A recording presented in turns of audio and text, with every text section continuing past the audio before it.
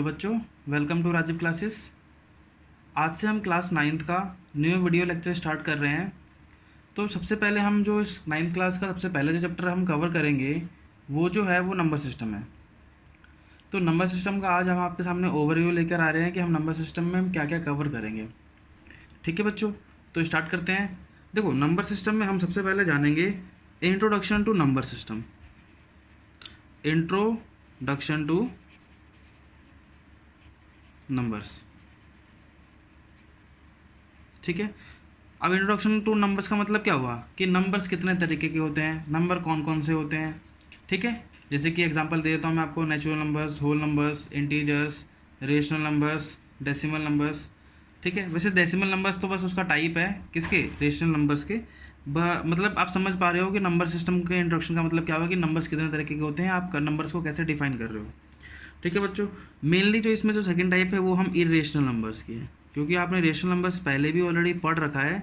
तो irrational numbers की हम बात करेंगे और इरेशनल नंबर्स की डेफिनेशन पर हम अच्छे से थोड़ा सा ध्यान देंगे और उनकी लोकेशन पर ध्यान देंगे। लोकेशन का मतलब है कि हम उसको कैसे लोकेट करेंगे नंबर लाइन पर। क्योंकि देखो, irrational number are those numbers which can not have the exact value. Means उन नंबर्स की ऐसी वैल्यू होती है जिसको हम अप्रॉक्स वैल्यू बोलते हैं। मतलब हम एज्यूम करते हैं कि इसकी वैल्यू ये है, बट उसकी रियल वैल्यू क्या है, मतलब सच में उसकी वैल्यू क्या है, हमको वो नहीं पता होता। ठीक है ना। मतलब हम जैसे कि मान लो, अगर मैं आप एग्जांपल देता हूँ आपके सामने, √2। तो √2 की वैल्यू होती है 1.41, ऐसे चलता रहता है। मतलब ये डेसिमल एक्सपेंशन कभी ख़त्म नहीं होती है। तो हम अंदाजे के लिए बोल देते हैं 1.41 है, ठीक है, अप्रॉक्स वैल्यू ले लेते हैं। ठीक है, उसके बाद हम बात करेंगे रियल नंबर्स की। देखो, आपने नंबर्स पढ़ रखे होंगे, नेचुरल नंबर्स, होल नंबर्स, ठीक है। देखो, रियल नंबर्स हमारे दो तरीके के होते हैं, या तो रेशनल होगा या फिर इरेशनल। ठीक है, देखो रेशनल नंबर तक आपने पढ़ रखा है, natural numbers, whole numbers, integers, और जो नंबर जो कि p/q की फॉर्म में लिखे जा सकते हैं, ये सारे सारे रेशनल नंबर्स होते हैं।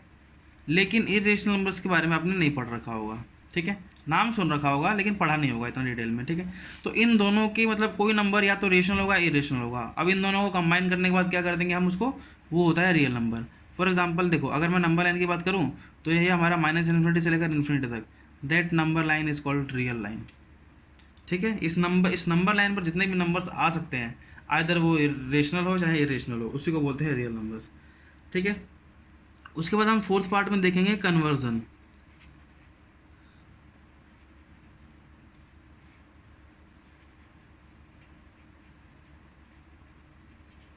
Conversion of numbers in the form p/q।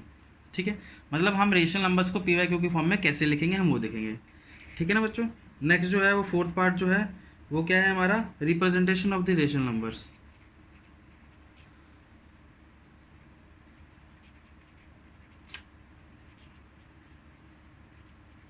Representation of real numbers. Next जो है हमारा वो है ऑपरेशंस। ऑपरेशंस में मतलब क्या हुआ, addition, subtraction, multiplication and divisions. Operation of real numbers, real numbers की ऑपरेशंस क्या क्या इस पर हो सकती है। सेवेंथ जो है हमारा, हम रिप्रेजेंटेशन देखेंगे इरेशनल नंबर्स का, जो कि कुछ इस टाइप के होंगे, मतलब √9.1, √8.2, मतलब इरेशनल होंगे बट वो डेसिमल में होंगे। समझ पा रहे हो क्या बोल रहा हूँ मैं। Eighth question, sorry eighth point. इसके बाद हम पढ़ेंगे रेशनलाइजेशन, कि नंबर को रेशनलाइज कैसे करते हैं। ओके, एग्जांपल के तौर पर मैं बताता हूँ। जैसे कि मान लो आपके पास लिखा है √1/√3, तो 1/√3 जो है ना वो आप ऐसे लिखोगे तो ये गलत माना जाएगा। रेशनलाइज करने का मतलब होता है कि जो डिनोमिनेटर में है ना, इसी के कॉन्जुगेट से मल्टीप्लाई डिवाइड करते हैं। यहाँ तो सिंगल था तो इसलिए मैंने √3 से मल्टीप्लाई कर दिया, तो आपका नंबर बन गया √3/3। तो डिनोमिनेटर मतलब हमारा इरेशनल नहीं होना चाहिए। अभी डिनोमिनेटर क्या है हमारा, इरेशनल है इस वाले केस में। लेकिन रेशनलाइज कर देंगे मतलब इसी से मैंने मल्टीप्लाई डिवाइड कर दिया तो नीचे 3 बन गया, ऊपर √3 बन गया। तो डिनोमिनेटर हमारा इरेशनल नहीं होना चाहिए। क्यों नहीं होना चाहिए, देखो इसका रीज़न ये है कि अगर डिनोमिनेटर इरेशनल हो गया मतलब आपको उसकी एग्जैक्ट वैल्यू नहीं पता। अब आपको उसकी एग्जैक्ट वैल्यू नहीं पता तो आप उसको डिवाइड कैसे कर सकते हो। मैंने आपको बोला कि 1/√3, तो 1/√3 का मतलब क्या हुआ, 1 को मैं √3 से डिवाइड कर रहा हूँ, और बट √3 की तो एग्जैक्ट वैल्यू आपको पता ही नहीं है। तो √3 को एग्जैक्ट वैल्यू जब आपको पता ही नहीं है तो 1 को √3 से डिवाइड कैसे कर दोगे आप? मतलब ये ऐसा कुछ फॉर्म लिखा है जो कि आप डेफिनेशन के पर्पज़ से आप इसको सॉल्व नहीं कर पा रहे हो, ठीक है। तो इसलिए हम इसको रेशनलाइज करके क्या लिख देते हैं, √3/3। मतलब अब तुम 3 से डिवीज़न कर सकते हो, मतलब 3 एक ऐसा नंबर है जिसको आप किसी भी नंबर को 3 से डिवाइड कर सकते हो। क्लियर। और जो लास्ट जो बहुत इंपॉर्टेंट है वो है हमारा लॉ ऑफ एक्सपोनेंट, ठीक है। और जो लास्ट मतलब इसके बाद जो एक एडिशनल है, ठीक है, वो बताएंगे हम कंडीशन। किसकी? Condition for the numbers.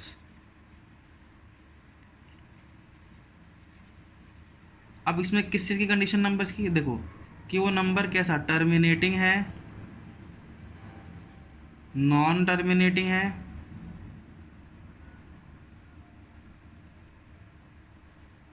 ठीक है। नॉन टर्मिनेटिंग में भी दो तरीके के होते हैं, एक होता है रिकरिंग नंबर्स और एक होता है नॉन रिकरिंग। देखो रिकरिंग का मतलब होता है कि रिपीट करना, ठीक है, और नॉन रिकरिंग का मतलब कि जो रिपीट नहीं कर रहे हैं, ठीक है। एग्जांपल के तौर पर देखो 0.3 3 3 3 ये चलता रहेगा। देखो ये नॉन टर्मिनेट मतलब टर्मिनेट नहीं होगा और ये रिपीट कर रहा है, रिकर कर रहा है, मतलब रीअकर आ रहा है, बार बार 3 3 3 3 आता रह रहा है।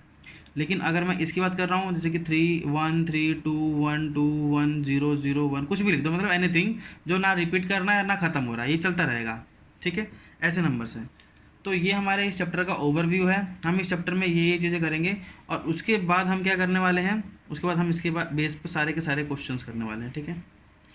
वैसे मैं आपके साथ साथ इन सब के सभी टाइपों के क्वेश्चन कराता रहूँगा, ठीक है। लेकिन कॉन्सेप्ट वाले वीडियोस में क्या होगा कि मैं एक दो क्वेश्चन ही करवाऊँगा, उसके बाद जो भी डाउट्स वगैरह होगा एनसीईआरटी के सारे क्वेश्चन मैं लास्ट में सारे साथ में कवर करूँगा। तो आज के लिए हम इतना ही करते हैं, बाकी हम नेक्स्ट वीडियो में इसकी लेक्चर्स स्टार्ट करेंगे, ठीक है ना बच्चों। Thank you.